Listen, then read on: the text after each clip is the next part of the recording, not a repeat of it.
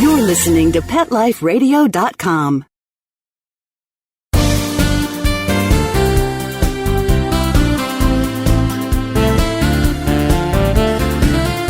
Welcome to Be Humane with Dr. Robin Ganzert on Pet Life Radio. I'm your host, Robin Ganzert, and welcome to today's show. Before I begin, I want to take a moment to thank everyone who took the time to listen to our very first show last week. And if you have any questions about an animal welfare topic that's on your mind, please feel free to email me at BeHumaneRadioshow@AmericanHumane.org. Again, that's BeHumaneRadioshow@AmericanHumane.org. And well, today we have two fantastic guests for you. First up, it's the star of Animal Planet, It's Me or the Dog, Victoria Stilwell, who will stop by to share the importance of training your dog with positive reinforcement. Later on, we'll be joined by our Red Star National Director, Justin Scally, who's going to share some stories and history about our Red Star Animal Emergency Services team. To start off, I want to give you a brief overview on what humane intervention in Red Star is all about. You know, Red Star Animal Emergency Services is world-renowned, and we've been focusing on rescuing animals in disaster since World War I.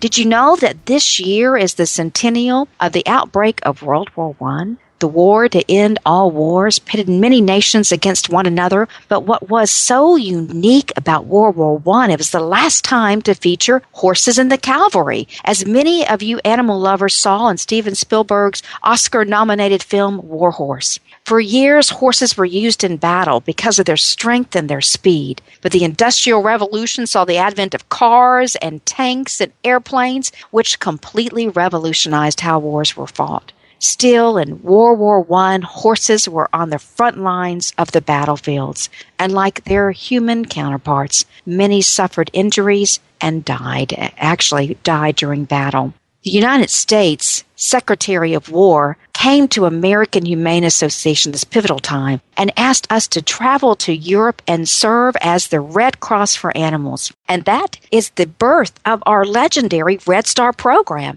So since 1916, we've been on the ground following some of the deadliest and costliest natural and man-made disasters to strike not only this country, but beyond. And we've been there to help shelter and care for animals in times of crisis. Many people might not think of how animals are affected after tornadoes, hurricanes, and floods, but that's exactly what our Red Star team does. We were on the ground in Louisiana after Hurricane Katrina, Florida after Hurricane Andrew, in Joplin after that deadly tornado, and at Ground Zero in New York City after 9/11, where we were there to help care for the search and rescue dogs who sustained injuries walking along the rubble while looking for human survivors. During the last 5 years alone, we've cared for more than 70,000 animals in times of disaster and crisis. This year, we spent a month in Moore, Oklahoma, after one of the deadliest tornadoes on record ripped through that community. And we actually had noted filmmaker Rick Burns on the ground making a short documentary on that deployment, which I encourage everyone listening in to tune in to AmericanHumane.org to watch that powerful film of our Red Star team in action. Red Star is a fully outfitted team with a series of vehicles that really go across the country to dangerous areas to help rescue animals in crisis. Our flagship unit is known as Lucy. She's 82 feet long. She's a rescue rig. She's based in Colorado, but she's been everywhere in times of crisis as long as she's been in operation. What makes Lucy so interesting is that she can house up to 16 people in times of disaster, so our units go in completely self-sustained. In the last few years, we've also brought and onboarded new rescue rigs, regional rescue rigs that are responded to local crises, animal cruelty cases, and certainly there for natural disasters. And in 2016, we'll be celebrating 100 years of Red Star, and that's a powerful time of rescue and natural disasters, really helping reunite families and bringing hope and compassion. Our newest truck was unveiled at the closing bell of the New York Stock Exchange as our holiday gift to the animals of the Northeast just this holiday season. It's a gift to the Northeast families 1 year after Superstorm Sandy ripped through that area. Our Red Star team was on the ground there. We brought in over 100,000 pounds of pet food, cat litter, and other vital medical supplies to pet owners and families and shelters in need. And we're going to talk later on today with the new head of Red Star, Justin Scally. But first, we're going to chat with our great friend, Victoria Stilwell, following this short break. Don't go away. We'll see you in a minute. You're listening to Be Humane with Dr. Robin Ganzert on Pet Life Radio. We'll be right back, right after these messages. Stay tuned. Swipe It's a revolutionary new product that literally wipes away cat hair from virtually any surface. You know, most of us struggle with a roller or vacuum cleaner to clean up cat hair, but anyone who has tried either of these knows they just don't work very well. But Swipe It's patent-pending glove has a magnetic-like quality that removes cat hair from almost everything. And best of all, Swipe It's is machine washable, so you can use it over and over again. To order, just visit swipeits.com. That's SWIPETS. A simple solution for shedding.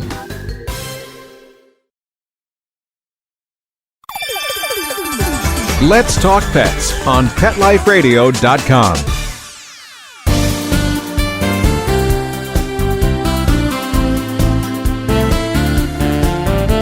Well, welcome back to Be Humane. Our first guest today is probably the most well-known dog trainer in the world.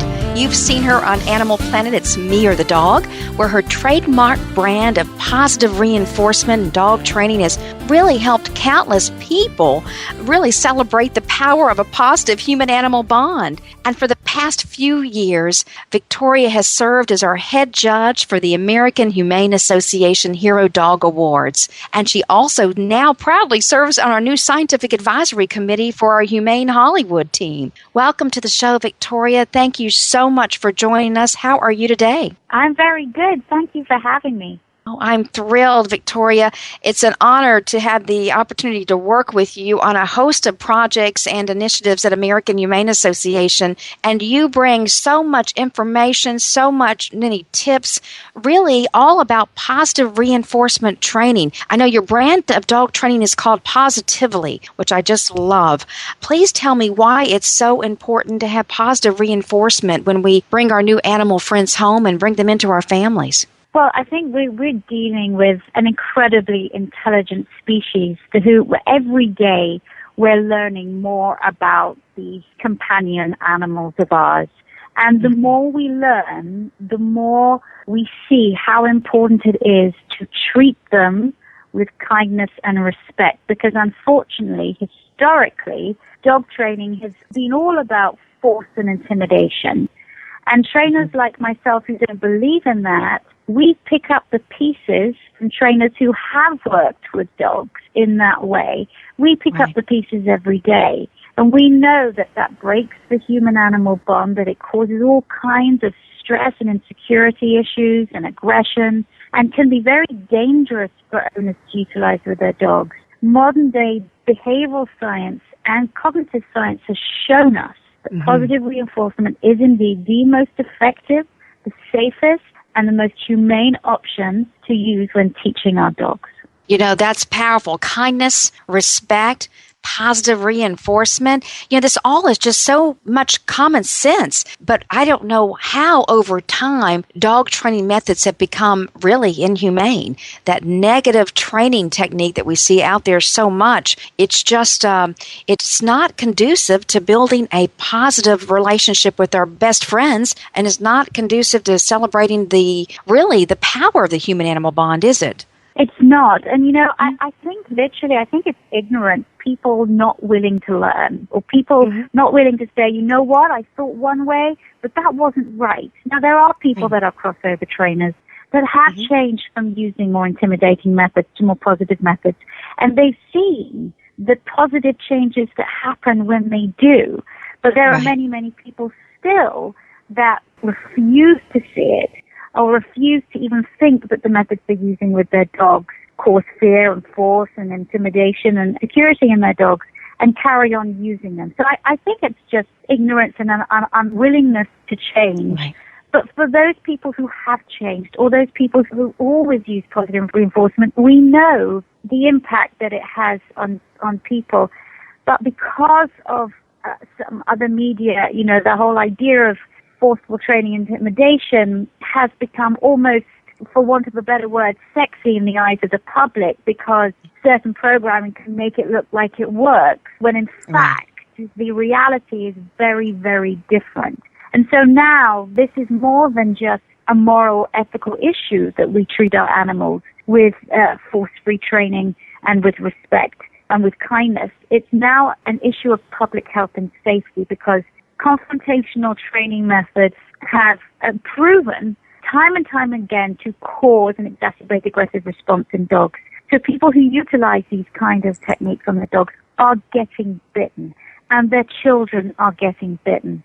And that's why the sort of positive movement that is sometimes called soft by dominance trainers is actually a movement to say, no, this has got to stop. We're not soft. We just understand. We want people to be safe. We want animals to be safe, and we want to improve that human-animal bond. What I really so value and appreciate is your training methods. You really provide toolkits and toolboxes for folks to help learn and understand. And last year, in 2013, you published a fantastic book, Training Your Dog Positively, and it is a wonderful resource to help dog owners, pet parents overcome behavior problems in this positive training reinforcement manner. Your training manuals that you put on the market are just fantastic, and I can't thank you enough as a pet parent for your willingness to put that out there. It really does make a big difference.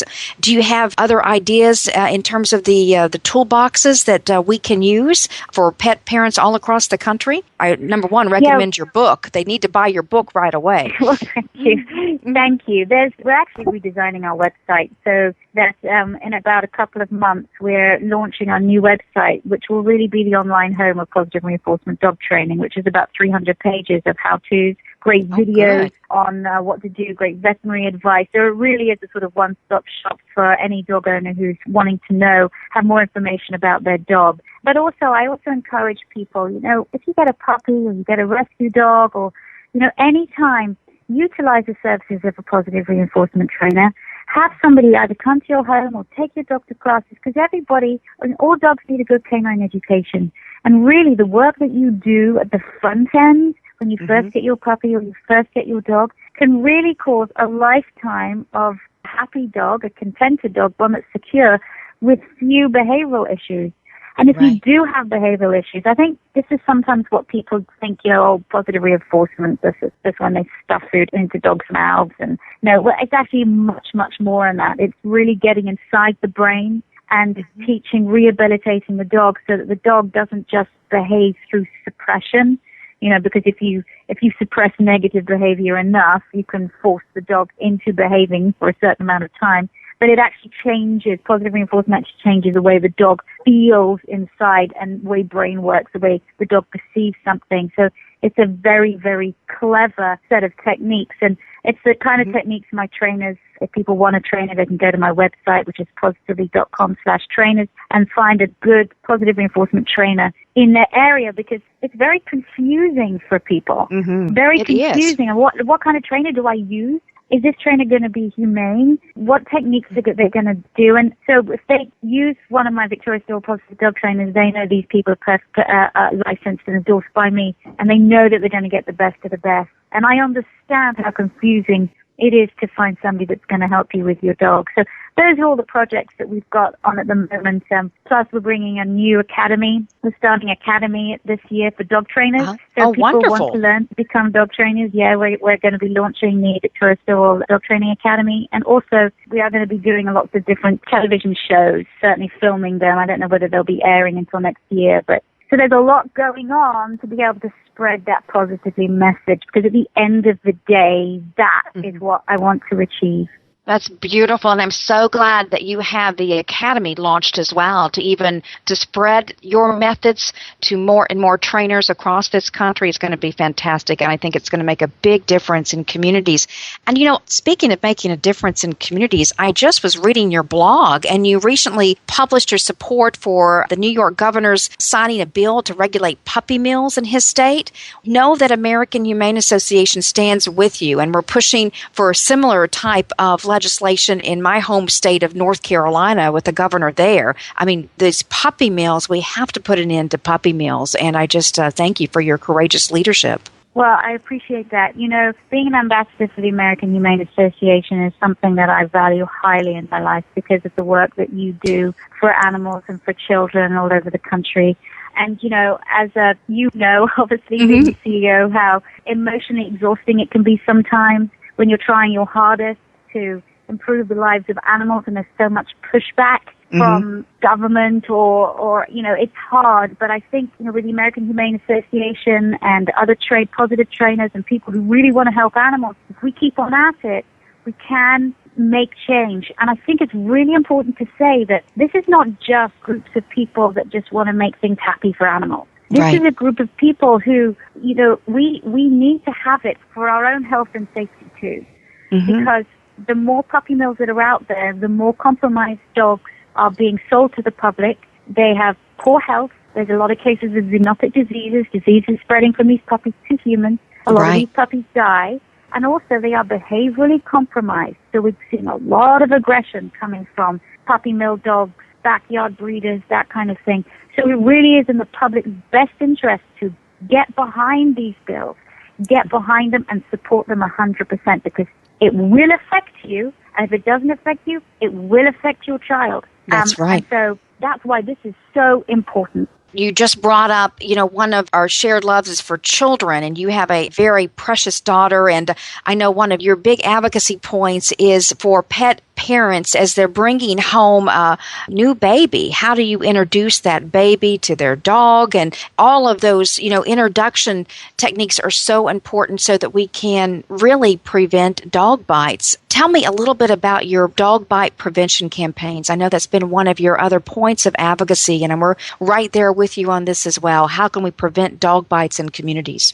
It really is education. I think it starts way before baby is born, preparing the dogs for the arrival of baby, preparing the parents. It's PSAs in hospitals, great information that people can get before the baby comes, because life gets very different when new baby comes into the house, not just for the people, but for the animals too. So if you can prepare ahead of time, you do about 70% of the work. And then I help parents after the babies come home, how to keep the baby safe, how to keep the dog safe, and how to encourage the sort of harmony between dog and baby so both can live in the house together under certain parameters and boundaries, but to keep them safe. Because, I see the very, very best of dogs, and I also see the very, very worst of dogs because I work with people, especially a forensic dog bite investigator who I've investigated quite a few fatalities, especially on infants, and, where we've been able to go and help the police with their investigations as to why it happened and also evaluate the dogs that did it. I have had on my hands on dogs that have killed people, so I see the whole circle. And so when I talk to people about this is so important, if there is one thing that you do, this is the one thing you do, which is to never, ever, ever leave infant or baby or toddler alone with your dog, however nice your dog is, even for a second. And when dog and baby in the same room, has to be active supervision. And it might seem like, this is an exhausting thing to do, but really, you don't want to be one of those parents who said, I wish I knew, or I thought my dog would never do this. And that's why I don't want to be dramatic about it, but that's why I do have the credentials to be able to say, I've seen what happens when things go wrong. Don't be one of those people. And Victoria, parents shouldn't think that they're necessarily safe because they have a dog breed in their home that's, not necessarily in the public media as being, aggressive, right? It could happen at any type of situation for any size dog. Isn't that right? It really can. Even a Chihuahua, obviously there's such bad press about pit bulls and bully breeds, but I've seen more Chihuahuas bite kids and or small dogs bite kids, and a well-placed bite from a Chihuahua in the face can scar a child for life. And so we see dogs of all breed types biting. And a lot of it is fear, insecurity. maybe jealousy, but also it's because when an infant comes in, sort of squeaky, smelly, like chew toy. And so it's not the dog being malicious at all. It's the dog saying, oh, here's a nice toy I can play with, and picks baby up. And because baby is very fragile, bad things happen. So, it's just being smart. I also go into schools and I teach kids how to be canine safe and smart.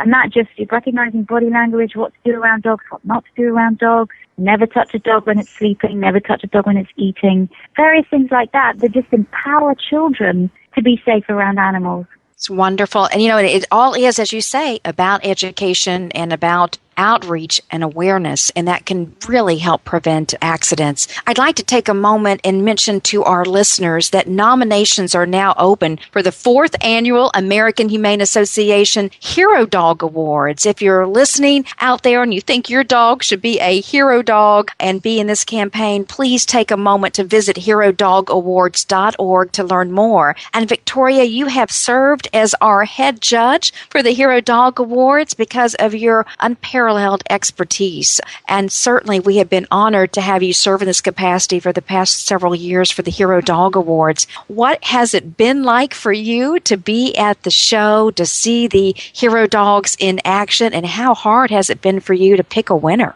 It's the highlight of my year. And, unfortunately, I can bring my husband and my daughter. It's now been for the last 2 years. Every story, you have to take a tissue with you because every single story makes you cry. The power, the impact that these dogs have on people and vice versa is just nothing short of amazing. And it really is, these stories, I think, just empowering you as a person, because there's so much horror going on in the world. This, for once, is an evening where we celebrate what these animals do for us. And so to judge it, well, from me, I'd give everyone would be the hero dog. Everybody would win. There'd be, but obviously there has to be one winner. And I think the dogs that have all won it have been very, very worthy winners. And of course, early last year, there was Pitbull, who goes into schools and helps kids read and just shows kids that pit bulls aren't all bad, was a very worthy winner last year. So I'm telling you, as a judge, it's hard, but the evening is the highlight of my year.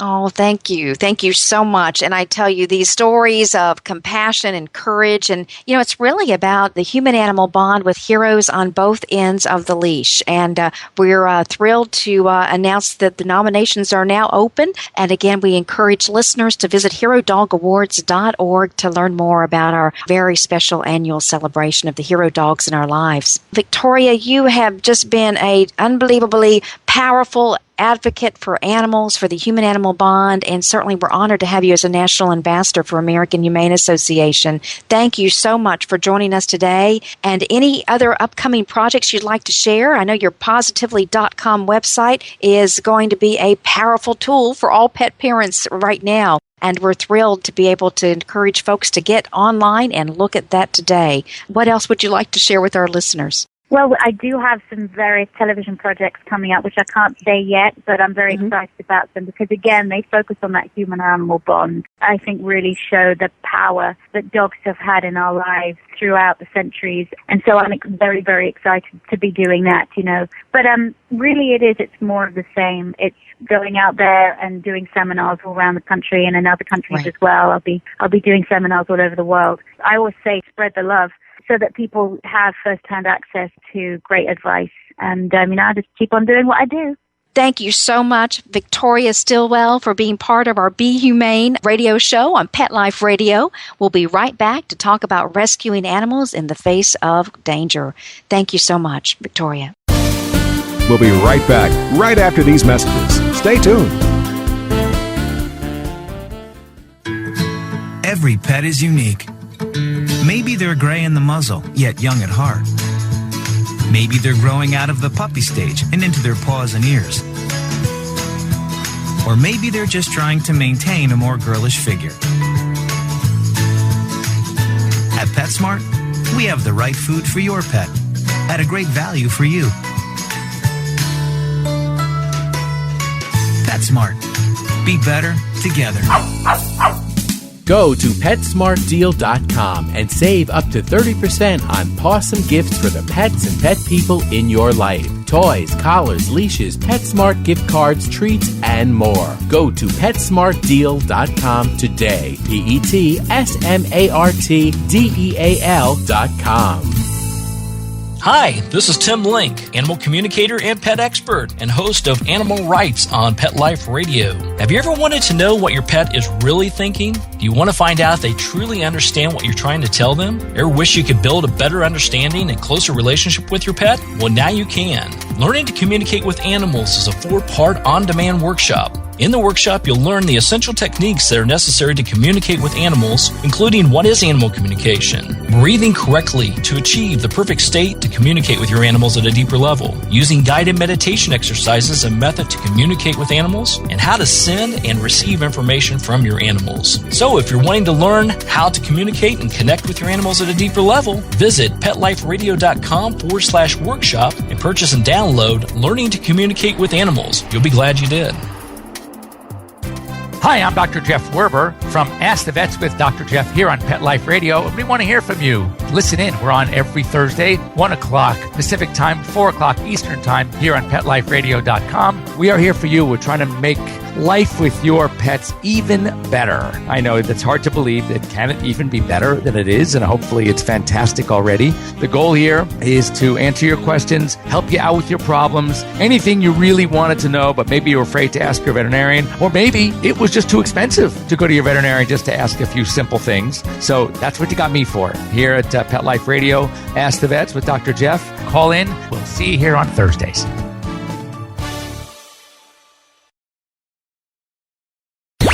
Let's talk pets. Let's talk pets On Pet Life Radio. Pet Life Radio. PetLifeRadio.com.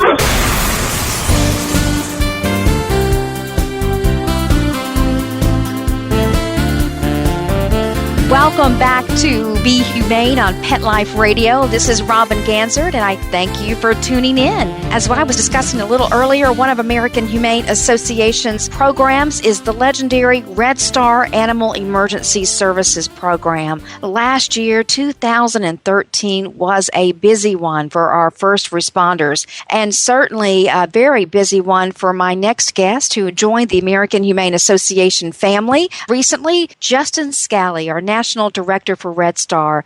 Justin, we welcome you to Be Humane. Thank you for having me. I'm thrilled to have you. And as I was saying, it was a particularly busy year for you. And certainly you had to join our team a little earlier than you had planned because we had a really important deployment and response. That was back in the time where our communities in our friends in Oklahoma were hit by the EF5 tornado, causing so much damage and disaster and loss of life. Justin, you know, you are a hero who goes into disaster scenes and provides life-saving services. And I thank you for your service to communities and communities like Oklahoma. What was it like being thrust into that scene? Your first week on the job at American Humane Association, you deployed immediately to Oklahoma. Tell us a little bit about that response. Certainly. It was, I'll never forget, I was actually getting on a plane to go to a meeting with our partners that we work with on disasters. And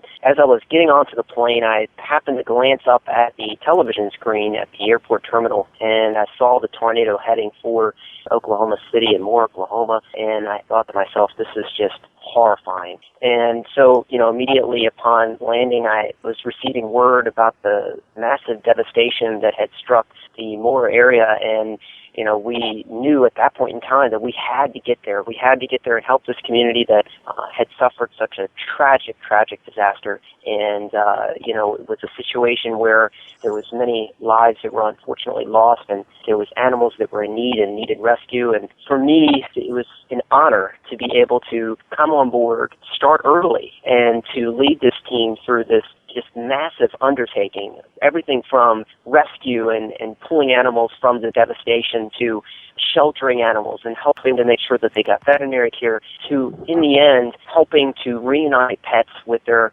owners who had lost virtually everything, their homes, their lives, their transportation, everything that they had. And we concluded our response by having a wonderful adoption event where tons of animals were placed into new loving homes. And if anything, that response, my first response with the American Humane Association as the head of this legendary program, was just fabulous. I mean, it was everything that we could have thought of doing, from rescue and shelter to helping to reunite pets and start new beginnings for new families with pets who had gone through such a devastating emergency. You know, Justin, we get to see you and your team in action. We were fortunate that the world-renowned filmmaker Rick Burns and his Steeplechase Films went to Oklahoma during your deployment, interviewed you and your first responders on the ground. That's some of the most powerful filmmaking that I've ever seen with Red Star in action, and the reuniting of animals who were lost in the storm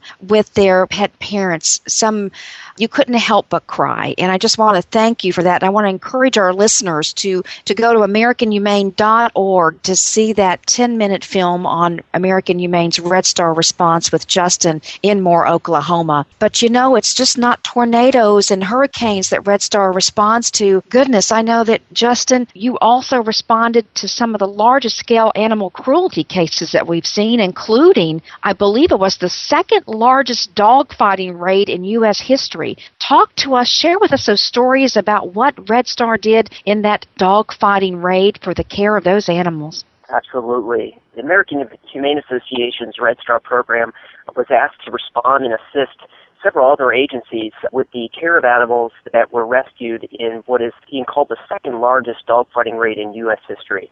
It was quite a monumental response, rescuing animals that, had been pulled from situations of complete despair. And, our team went out and was tasked with helping the teams that were on the ground to provide care and enrichment to these animals who knew nothing but brutal, barbaric cruelty. And, our teams were able to go in and help provide these animals with care that they need, that they weren't being provided by their previous owners. And in this situation, we went out and part of our task was to provide enrichment. And why I say that is because, it's everything from, these animals suffering the torture and the situation they dealt with, but helping them through their rehabilitation.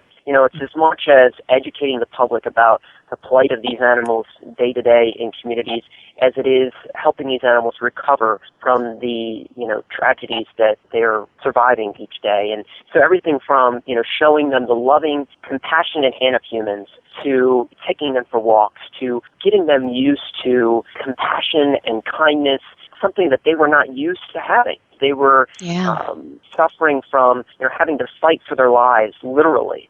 And in this situation, we were able to go and help deliver compassion to them and show them that we are compassionate human beings and they don't ever have to suffer through such horrific cruelty ever again. We are in 2014, and I'm still stunned at the number of dogfighting cases that our communities face. The lack of compassion is simply stunning. And Justin, you see this every day, particularly in your role at Red Star. What do you think are the greatest challenges for building a humane community now? That's a great question, Robin, and I think some of the biggest challenges that we deal with is we have to really build a movement of compassion throughout the United States. That we are the nation's voice for the protection of children and animals, and one of the ways that we will create lasting, impactful change in society is by helping to protect the nation's most vulnerable, and it's also educating community and helping the communities at large, as well as helping to build compassion. And I think one of the ways that we do that is through humane education, through advocacy, and working with communities to help educate them about the plight of these animals, about what they suffer from each and every day, and bring it to light and help to educate our youth who are our future and, build a base that, we have a much more better society as we continue to, roll into the future. That's fantastic, Justin. You know, we all are, with Red Star, closing in on the centennial anniversary, 100 years of having Red Star on the ground in communities, rescuing animals in times of crisis and disaster, such as what you have done in Moore, Oklahoma with your team, certainly what you've done with this dog fighting ring this fall, which was so tragic. And goodness, I know that you're adding to your national fleet of response vehicles. Can you tell us a little bit about the help that's on the way to communities for Red Star? Sure thing. It's really a monumental and exciting time for our program. You know, we have taken the approach that while we respond nationally, we want to help build sustainable change throughout community, just like we talked about. You know, we have to build change in society. And one of the ways that we're doing that is by taking a regional approach. And that regional approach is by positioning emergency response units that can quickly respond to a natural or man-made disaster throughout the country. And along with those units is also a plethora of experts in the field. Experts that can go out and work with shelters on a day-to-day basis, help to rescue animals that are affected by natural and man-made disasters, and help with humane education and outreach. And by positioning these regional units, it allows us to be there on a day-to-day basis, helping to increase the impact that we have. And it's just a wonderful time to be a part of this organization, and you know, it's just an honor. And branching out to regions is a fabulous idea. I think that our stakeholders and counterparts within the animal welfare movement are just totally excited about it, and it's a great, great thing.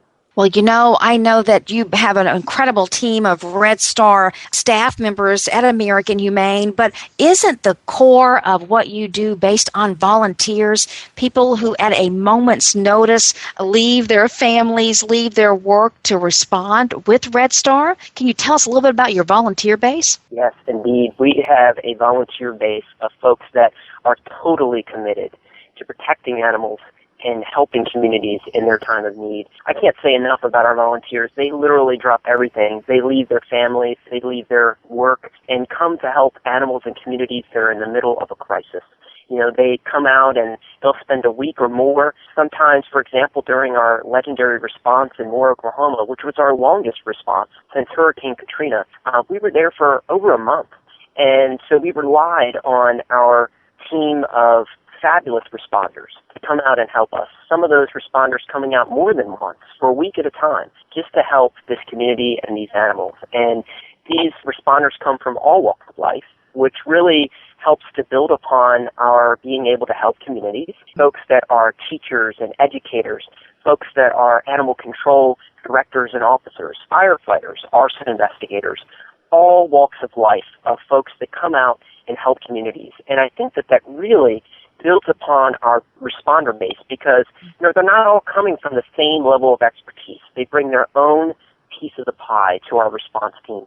And I just cannot say enough about the work that they do, how they drop everything simply out of pure compassion in their hearts. And I think that they really set an example for all in society about how volunteering and helping a community in need is so vitally essential. And you know, these volunteers go through special training courses that Red Star and that your team offers so that these first responders that are going into a disaster scene are well trained. And I know I've been on our trucks and our vehicles. I can tell you that it's like camping. You're going into a disaster scene. You're going to stay on the truck and cook out together. And this group, they go into communities that have been so devastated that we come in with our self-sustaining vehicles, and these volunteers are really having it rough. You're out there, you're doing all the work during the daytime, and it's in tough conditions because these disaster scenes are really tough. If those folks that are listening in, we can tell you that it's very hard to see these communities in times of disaster. So our first responders, our Red Star first responders, are really heroes. Tell us about our training courses that are offered around the country. How can someone become a Red Star first responder, Justin? How can they join your team? Wonderful. I'd love to have more people all over the country. We want to be able to have folks positioned throughout the country to be able to help communities. They're able to help their own communities through local responses and help nationally as well. And, we hold our team in high regard with their professionalism and their training. And so what we do is we require folks who want to join our team to attend our basic animal emergency services training. And those trainings are held throughout the country throughout the year. And it's a 2 full-day training. It's an 8 to 5 training, and it's everything from sheltering animals, what to expect during a response, basic handling information, and then they also are required to obtain, basic training in incident command systems so that they know the structure. We respond within a specific structure that FEMA and other requirements, they have set. So our team is held in high regard throughout the country with their professionalism. And, so we welcome folks to really join us. And if they're looking for more information about joining our team, we strongly urge them to visit our website at AmericanHumane.org and look at our Red Star Rescue page and visit our volunteer page. And there's more information about the training, and they can look at a list of the upcoming trainings and things. And we really welcome them to join our team and become a part of the solution in responding to crisis. That's wonderful, Justin. Well, I thank you so much for your leadership, your courage, your vision for how we can all work together to save animals' lives in times of disaster and in crisis. And unfortunately, there are far too many natural disasters happening with storms, with weather challenges, and even your team continues the fight against cruelty, abuse, and neglect. And thank you for being on the first lines of the compassion movement. Well, that is all the time, listeners, we have for today. Thank you so much for tuning in to Be Humane with Dr. Robin Ganzert. Hope you'll join us next week. Until then, let's always remember to be humane. Let's Talk Pets, every week on demand, only on PetLifeRadio.com.